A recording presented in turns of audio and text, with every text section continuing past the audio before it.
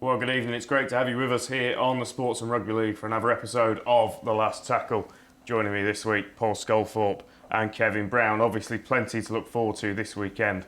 But the place to start is back in Newcastle after a fantastic Magic weekend. Kev, caught up with you on the Sunday. A good weekend, wasn't it? Quality, great weather, some great games, some blowouts. But no, I loved it. It's just... it feels like a final. When you play in them games, you almost feel like a fraud because you've done nothing to get there, and then you get this big stadium. But I just think it's great for our sport, how everyone comes together. There's no trouble, there's loads of fun, and I hope we keep it. There are rumours that we're not keeping it or it's changing. I just hope we keep it and build on it. Well, let's have a look at some of the talking points. We'll start off with Saturday. Salford beating Hull KR, a real to and fro game. Mark Sneed's boot playing a big part. Was that a statement from Salford in terms of where they now sit in the playoffs and their form? I think so. Going into that game, I think it was a record crowd as well, the first game of Magic, because, and I think a lot of people went to that game with the same thing or the same thought process, that it's going to be a cracker. And it was just all-out attack from both sides. The ball was being thrown all over. What Paul Rowley's done with that side, with limited budget, and he's still doing, I think they're in the top four now, is just incredible. So, no, that was a big test for them, because I think Hull KR have been one of the other teams who have surprised a few, and they're on a bit of a shaky run themselves now. Will Hull KR be flapping at this point, Scully? They've been very good for a lot of this season. They're right in that playoff mix. It's just probably time to keep the cool, isn't it? Yeah, I think so. I think they'll be disappointed, like you said, with the last few results and what have you. But they have, as Kev said, they've been a good side this year. Good team to watch. And this was one of the games that I tipped as one of the games of the Magic weekend. And as you say, it didn't disappoint. As you said, I think it was a bit of indiscipline from Hull KR that's cost them. When Matt Sneed's on the field as well, I think 8 points from penalties come from his boot. So Hull KR will be disappointed, but they'll be looking to bounce back, and they've got a lot of quality in that side as well. You mentioned the style of football that Paul Rowley's got them playing, Kev. That last try when they've come out of the play the ball and then back around the ruck was as good as you'll see in this competition, isn't it? Yeah, and it's great to see him doing that again. They were doing that, under Ian Watson. It was a player designed or made up by Craig Bellamy and Melbourne Storm, and the three best players in the world used to do it well. Brodie Croft, Mark Sneed and Ryan Brealey look that good on the day now as well. So the stuff they're playing, it's manipulating defences. I loved my time working under Paul Rowley. He's always thinking how you can manipulate defences and beat defences. And when it comes off like that, it's just a joy to watch, and I'm sure it put a smile on his face. I think it's nice to see stuff like that, isn't it? Something different than the set play that everybody's playing at the moment, where you see coaches who will express themselves and think outside the box, and Paul Rowley is certainly somebody who does that. There's a risk, isn't there, as the game becomes, increasingly more kind of professional and coached, that you put all of these block plays and shapes in place and you lose an element of that, just go out and do something exciting. 100%, and that's the way the game's gone, because now all coaches talk about is speed of ruck, so it's about winning the ruck, and more often than not, it's not a big player that does that, it's playing to and through, so teams play for quick play the balls, and on the opposite side, defences defend now to try and control that ruck speed. But when you can open up defences by, something different is great to see, and certainly for the fans. Catalans versus Wigan, Scully, you'd have had no problem selling the result to me before that game. The scoreline came as a surprise to a lot of us. Yeah. I tipped Catalan to win the game, but I never expected them to score, was it 46 points against the Wigan defence? And I know Matty Pete will be having sleepless nights on that. He prides himself on his defence. I think Wigan have struggled for a number of years now on attack. We know, obviously, with French and Field, that tries can be scored from anywhere with them two. But I just think that fluency throughout their attack. But defensively, they've always been a resilient, solid club. So 46 points is completely unacceptable, I'm sure, for Matty. From a Wigan perspective, Kev, is that a reminder that Wigan are still in the middle of the process and that this is still a building phase for them? I just think tactically they got it wrong on the day. I think the fact that they've got the headache of Bevan French playing so well, they've kept him at fullback and they've put Jay Field back to halfback, where he really struggled. If you think back to the first year he came over before his injury, he was the one who got found out at the weekend. Steve McNamara's done his game plan to perfection. Matt Whitley scored 2, Johnson scored 3, Mitchell Pearce and Sam Tompkins threw all their attack at that edge and they ruined Jayfield. I don't think he can play there and defend in the line. I think he's one of them players that is unbelievable as a full-back, but as a standoff, he's just not built for that. So I think there is going to be a little bit of movement. I don't think they're in the middle of a transition. I think they still can take the competition out, but I 100% believe that that'll be the last time we see him as a 6. I think Bevan French will go back on the wing. Unfortunately for Bevan, for the team, it just seems like a better option. I think you've got to credit Catalan as well, though. Their attack, I mean, you know, we talk about attacking players and half-backs, and we mentioned Croft and the guys from Salford. You know, Mitchell Pearce, Sam Tompkins, Arthur Morg, playing in the defensive line, playing at the line and playing hard. And when you've got players like Matt Whitley, who I'm a big fan of, you know, it's quite a simple game, and I think they pulled apart that Wigan defence. And they've probably added maybe the missing piece as well, because Tom Johnston is, now that he's managed to keep himself fit for a prolonged period of time, we always knew what he could do, Scully, but my word, is he doing it? Yeah, he doesn't need a lot of room, does he? He doesn't need a lot of room. Some sensational finishes, and you can just see him growing in confidence. You know, he's in a side now that are going to compete. You know, no disrespect from Wakefield, from where he's been, but he's in a side now that is going to have a chance of playing in cup finals and grand finals. So he looks confident. It looks like he's enjoying his rugby, and that makes a big difference. Yeah, and then the final game on Saturday at St James's Park, Castleford Tigers versus Leeds, a game that a lot of people didn't really quite know what to expect going into it, but it turned out to be a bit of a classic. How save! Release him! No. Ball goes back now.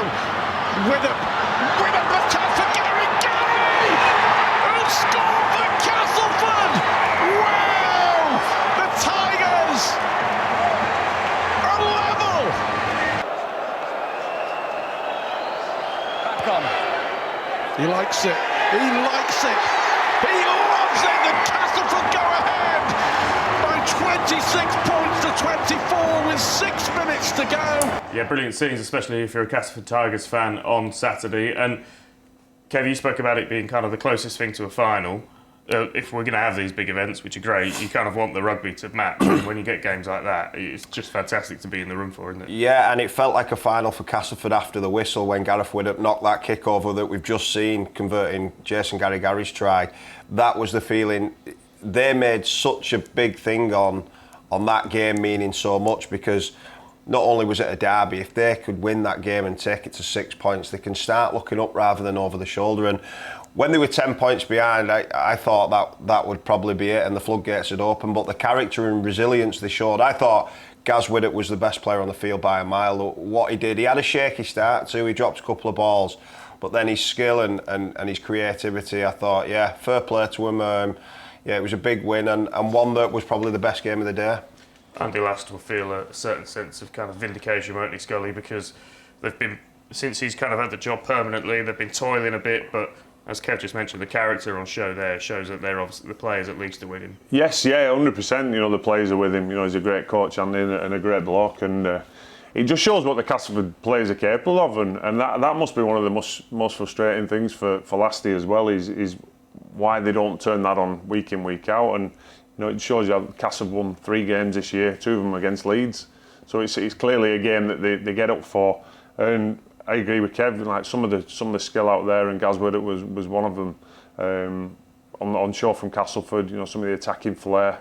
And great to see Paul McShane in good form as well. I think what Andy Last has done as well is put some youth in Ante now. He's just about to mention this. The new winger, was it Wallace who played? I thought he was terrific. Scored a great try as well. Yeah, scored a great try. Jason Gary, another young, and I think that's where Castleford over the last 12 months or so, they've probably all got to a certain age together. And it's not that they can't still do it at that level, but they need some fresh legs around them. I think they did, didn't they? They did need fresh legs, and they needed that enthusiasm. You know, I think maybe some of them older boys weren't delivering, and that, you know, when you know you're being challenged for your spot then, and the young players coming through who are going to add that, you know, it pays dividends. Well, that result meant that Wakefield went into the opening game on Sunday knowing that they had even more ground to cover at the bottom of the Betfred Super League. I thought they made a decent fist of it for 40 minutes or so, Kev, but ultimately their attack let them down again. Well, I didn't think they made a decent... I think it's the worst side I've seen in Super League, full stop. I think their attack, when you can't, or you don't look like scoring against 11 men, I've never seen that. Even if you're a poor side and you've not got your talent out there, against 11 men, if you go to the middle of the field, there's lots of options and overlaps, even if you don't create much. But Lee was still scoring points at that stage, and that's the worry for me. The defence hasn't been bad all year. They've leaked a lot of points, but their attack's been dreadful. And I've never seen a team, I think that is the 13th game out of 15 or 16 now that they've not scored a point in the first half. I thought as well, it summed their season at sort of 5 minutes either side of half-time. Tom Lynham dropped that try, and then Mason Leno sent one of his own players off for a concussion test by hitting him in the face with one of his kicks.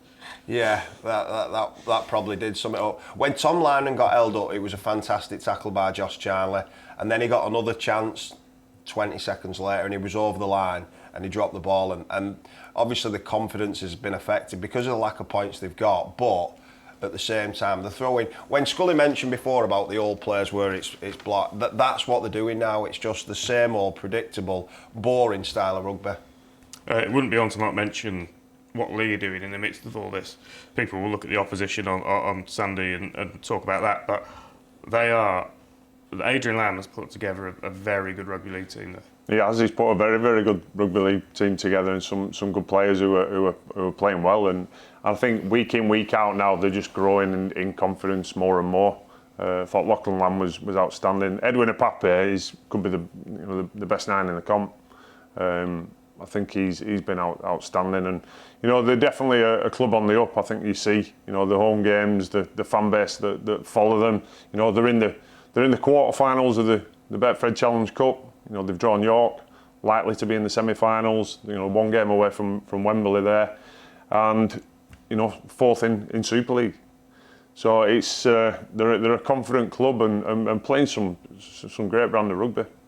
And you mentioned Josh Charnley defensively, but in terms of the tries that he's scoring as well and the way that he's playing, he just looks like he's got a whole new lease of life again. He does. He looks fitter, he looks stronger. But what I will say is he's getting a lot of good service from Lachlan Lamb. I think he's probably the best player in the comp at the minute. I think he got the Betfred Player of the Month, and his dad got the Coach of the Month. I don't know if that's ever been done before.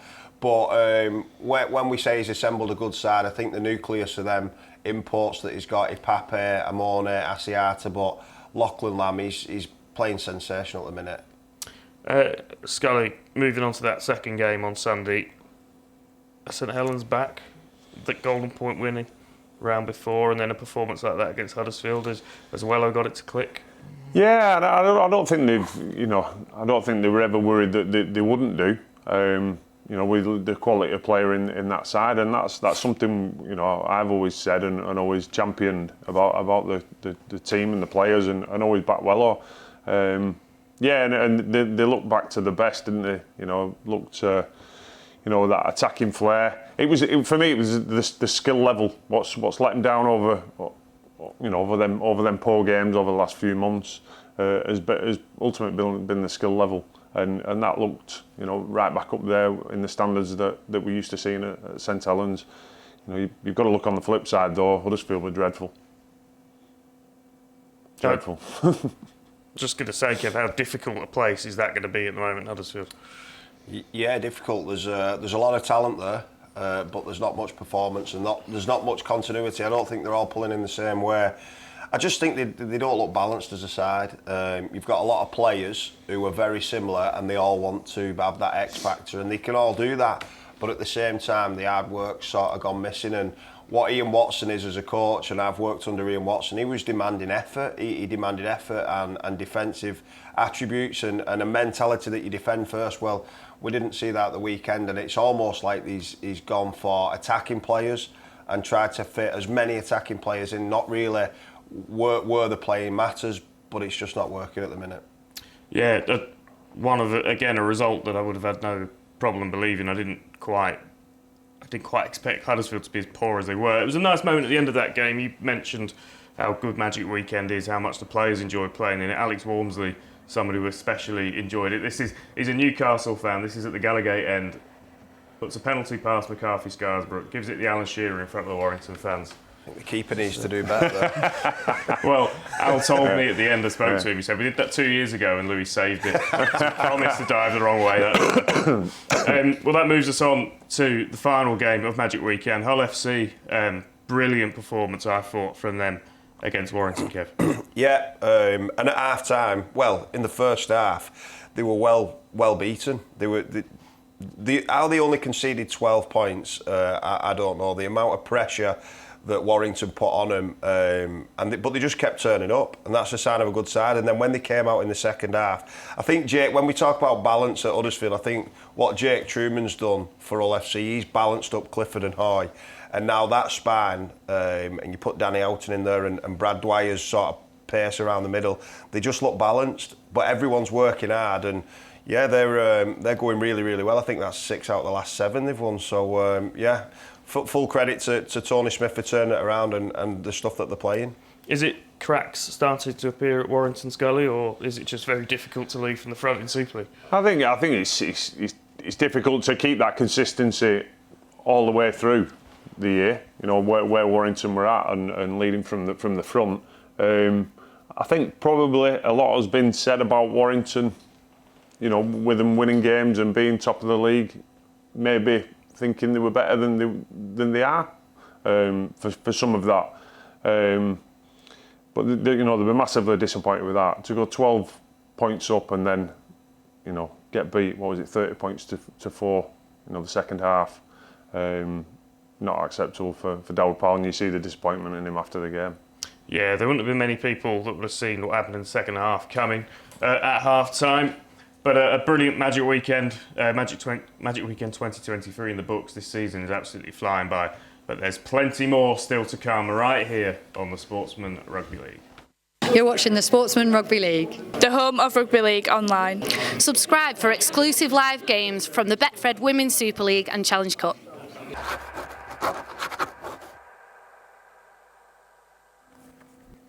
Well, no Thursday night game this week. The action moves straight up to Friday.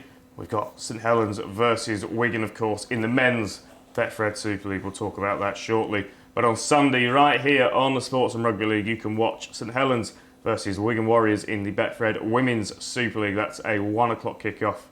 It's going to be, a really good game. I think, gents, we can have a look at Wigan are one of those teams. You look at the table, just incrementally improving, as a lot of those Women's Super League teams are. And, Matty Smith is the St Helens coach for the women's side. He's also involved in the first team, and he's played for Wigan and St Helens. So who better to lift the lid on what to expect this weekend? Well, a double derby week, Saints versus Wigan in the men's and women's Super League. You've obviously played in a few of these. It's always a special occasion, isn't it? Yeah, it's the first fixture. You probably look for it in the calendar, isn't it? And this is no different. Yeah, I'm obviously pleased with the result we got at Leeds there away, and great result from the girls. I think it's probably the best performance they've had this year so far. So yeah, hopefully we build on that now and move forward to Wigan, and our second home game of the year as well. So yeah, looking forward to it. There's obviously so much history in this fixture in the men's game. How important is it that we kind of build this rivalry up and establish that history in the Women's Super League as well? Yeah, it's massive, and I think you've seen the reaction from the Sky game at Leeds. It's everyone who I've spoken to who's commented on it, loved watching it and said how much of a good game it is. So anytime we can televise them games for the women and get more supporters involved to come down and watch the games will be great for the exposure of the women's game. So but it's up to us just to try and keep improve that in training whenever we train, and then when we get the chance to play, show what we can do as a club and as a team. And then looking at the men's derby this week, obviously two contrasting results for Wigan and Saints. Does that almost make Wigan a bit more dangerous, a bit of a wounded animal coming into a massive game? Mate, they're always dangerous. Wigan have played for the club. They demand the best of that club, and we'll expect them at the best. They've, like you said, they've come off a poor result yesterday, and I know Matt Pete won't be happy with that, and you'll get a reaction, I'm sure, this week. But we just need concentrate on ourselves. I think we're building nicely. I think last couple of weeks we've shown what we can do. like you said, derby games are the best games to play in. I'm looking forward to coaching it. Well, men's, women's wheelchair, St Helens versus Wigan needs very little introduction. I'm sat obviously next to two men who've played in this game. Scully, why is this fixture so special? I think it's just the rivalry between the clubs, isn't it? The neighbours, 7 miles apart, and I think it's just because it's two clubs that have always demanded success. It's two clubs that have always been at the top of the table, and both sets of fans, as you say, want trophies, and so do the clubs and the players. So I think it's, they are by far, I know we're biased and people talked about the Leeds Bradford and the Hull derby, but for me it's the biggest game in rugby league. Atmosphere is just different, isn't it?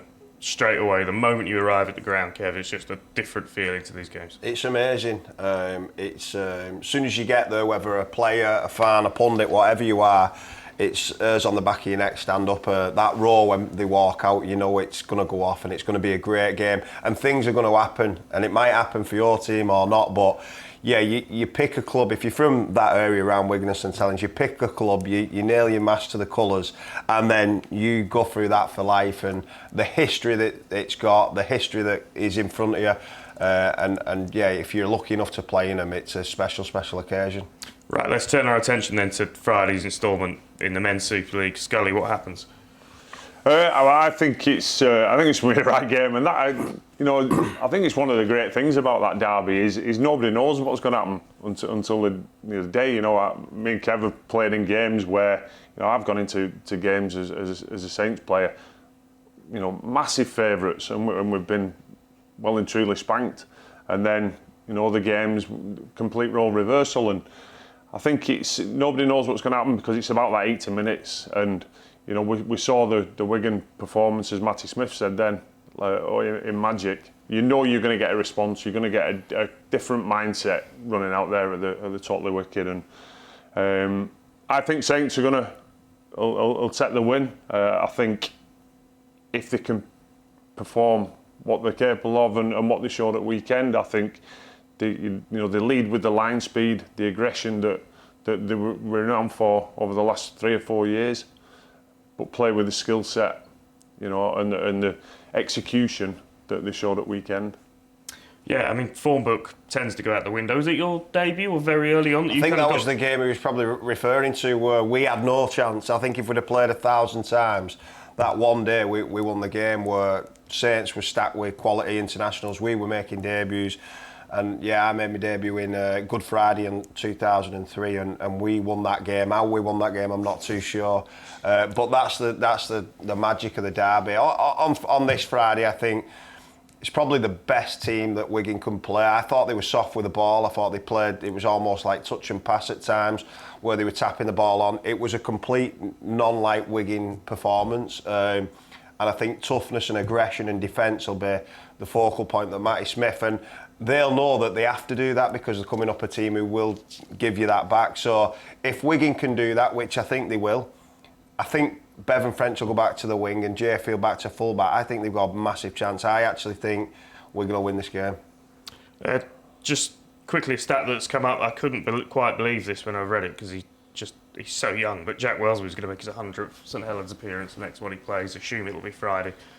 For a kid that he is so young, he also feels like he's been around forever. Contrastingly, it's special talent, isn't it? Wow, I didn't think he got the 100 mark already. That is a fair old effort from Jack at such a young age, and for some of the things that he's done within the game already. And this is a big game for him as well. And this is where the best players, turn out the best performances in games like this, in derby matches. So really looking forward to it. Well, also on Friday, Castleford against the Salford Red Devils. Kev, this is interesting purely because of what happened at the weekend. Salford have been going well, we know that. They looked very good in that second half against KR, but they're facing a Castleford team that will be in a completely different headspace to where they were 3 or 4 days ago. Yeah, and at Cass, it's going to be hard for Salford to play that expansive style on such a smaller field. I think Castle relish the chance and relish the tag of being underdogs. Salford don't often go in as overwhelming favourites, which they do this weekend. So I think Salford will be too good for Cass, but I think it'll be very, very close. Callum Watkins set to make his 350th career appearance. What a servant to the game he's been. Scully, this is a really difficult game to call. Yeah, it is. It is. But I agree with Kev. I think Salford will have too much for Cass. You know, they're in good form at the moment and playing with a lot of confidence. But you know, I'm sure Andy Last is into the Cass players to come up with the standards and the effort-based things that they showed at weekend. So it's going to be a great game, and I think Cass is always a great atmosphere as well, isn't it? And hopefully, you know, plenty of the Cass faithful out there on the back of that win against Leeds. Well, Friday night as well, Lee versus Hull FC. Scully, this on paper looks like a cracking game, doesn't it? A cracking game, because two teams who are both in great form. Back at the Leeds Sports Village, as you said, where the fans are out in force now, and you know, hopefully a good following for Hull FC, because you know they're finding form, they're finding the feet, and I think two teams who love to throw the ball about. You know, we spoke about some of the key players, your Lachlan Lambs, your Jake Cliffords and co. I think it's been said to be a cracker. And then the Saturday night Rugby League live on Sky this weekend. It's a Kevin Brown derby, in fact. It's Warrington Wolves against Huddersfield Giants. Two teams looking to get back in the winning circle. Kev, which one's going to do it? Well, Huddersfield need it, don't they? I think the pressure is turning up there. So it's just going to be interesting to see what team is fielded on the day. I just think the balance, if that team keeps getting rolled out, I think they're going to get the same results. I think Ollie Russell's back fit, whether he plays or not, whether he gets a tune-up in the reserves, I'm not too sure. I think they'd probably throw him straight back in. But I think Warrington at home will probably be too strong for Huddersfield again. And, you know, if that is the case, you know, the pressure, because they demand success at Huddersfield. Like you say, I've been at both clubs, they both demand success. They both want to break into that Wigan and Saints, you know, sort of dominance. And, you know, if they lose again, then you know they're already sat in 10th place. It's a long way up. Given the 7 days that Warrington have had, Scully obviously knocked off the Summit of Super League at the weekend. Maguire looking at another lengthy ban. How important is it that Warrington put 2 points on the board to just steady the ship a little bit? Yeah, I think it's massive. Certainly against the Huddersfield side who are in the form that they're in. I think it'd be a big statement from Warrington if they didn't. So I expect a big performance from Warrington. I think, you know, get back to the things that they started the season well. You know, the big backfield carries, you know, playing through the middle, to and through, and then, you know, let your Williamses and Drinkwaters, you know, do their magic. So I think get back to the simple things that got them to the top of the league for, you know, majority of the season. I think they might be missing a few. I think Warrington in the second half, Josh Drinkwater limped off. He busted his ankle. He was on crutches after the game. Joe Philbin, I think he did his shoulder. So they are going to be missing a few. So there will be changes in that side too. So I think Huddersfield will go there desperate for a win. We mentioned cup finals before. I think this will be treated like a cup final, because if they lose this game, the season's almost over. They're out of the cup and they're sat at 10th. Well, Saturday night, Catalan Dragons against Hull KR. Scully, we mentioned Hull KR just starting to hit a little bit of a bumpy patch. Tough place to go to correct that, isn't it? Yeah, you know, when you're not in the best of form at the moment, Catalan away is not the easiest place to go, and to face a Catalan side who you know turned out a performance like they did a weekend against Wigan. As you say, I just think that spine, Morg, you know, Pace, Tompkins, were outstanding, and players just playing with them at the line, you know, attacking, I think was outstanding, and I think it could be a tough day for that Hull KR defensive line. How do you approach this if you're Hull KR, Kev? Because you're obviously going in it as massive underdogs externally, but similar to Warrington, it's a very important 2 points.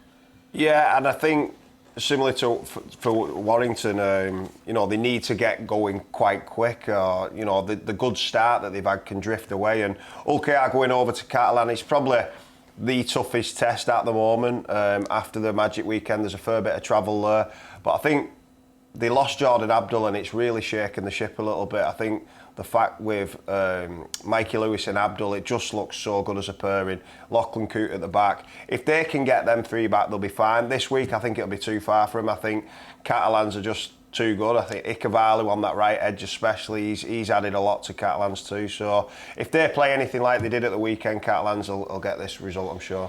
And then rounding off the weekend, Wakefield versus Leeds. I'm going to try and find a couple of positives for Wakefield. One of them is that Fafita more minutes in his legs after making that trip over. They've got a couple of new signings in the mix. And, you know, we saw how Castleford galvanised themselves against Leeds in a local derby. Can Wakefield do it? No, I don't think so. I think they need Luke Gale or someone else on there who can attack. With Mason Lino, it looks rudderless at the minute. I actually thought David Fafita looked quite fit for his first game. I thought he contributed quite well, but it's not really forwards that they're lacking.